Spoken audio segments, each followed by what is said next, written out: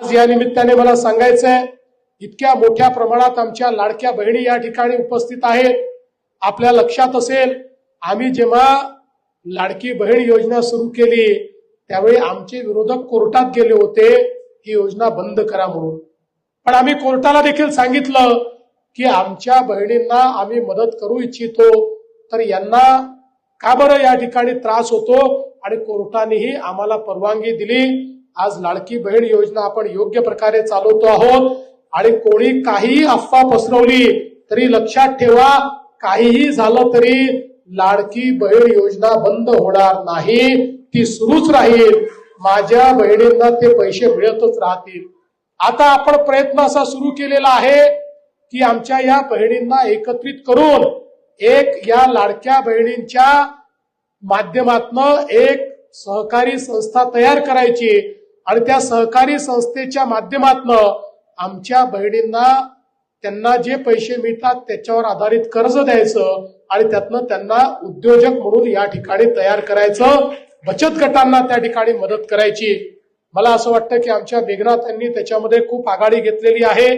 मेघनाताई फक्त परभणीत करू नका, तुम्ही हिंगोलीच्याही संपर्क मंत्री आहेत, त्यामुळे हिंगोलीमध्येही माझ्या या सगळ्या ज्या बहिणी बसलेल्या आहेत यांचंही मार्गदर्शन तुम्ही करा. पण हे सांगत असताना मला या गोष्टीचा आनंद आहे की आमच्या देशाचे प्रधानमंत्री माननीय नरेंद्र मोदीजींनी या ठिकाणी लखपती दीदीची योजना आणली. मोदीजींची इच्छा आहे की आमच्या सगळ्या भगिनी या लखपती दीदी झाल्या पाहिजे, म्हणजे वर्षाला दरवर्षी 1 लाख रुपयांपेक्षा जास्त पैसे हे त्यांनी कमावले पाहिजे, तर त्यांना लखपती दीदी आपण म्हणतो. महाराष्ट्रामध्ये आपण निर्णय केला होता की आपल्याला 1 कोटी लखपती दीदी तयार करायच्या आहेत. 25 लाख आपण तयार केल्या. आता यावर्षी पुन्हा 25 लाख लखपती दीदी आपण तयार करणार आहोत आणि त्याच्यानंतर त्याच्या पुढच्या वर्षी म्हणजे 2026 साली पुन्हा 30 लाख लखपती दीदी आपण तयार करणार आहोत. 1 कोटी माझ्या लाडक्या बहिणींना आम्ही लखपती दीदी केल्याशिवाय थांबणार नाही. त्यांच्या जीवनामध्ये परिवर्तन घडवण्याचं काम हे आपण निश्चितपणे या ठिकाणी करणार आहोत.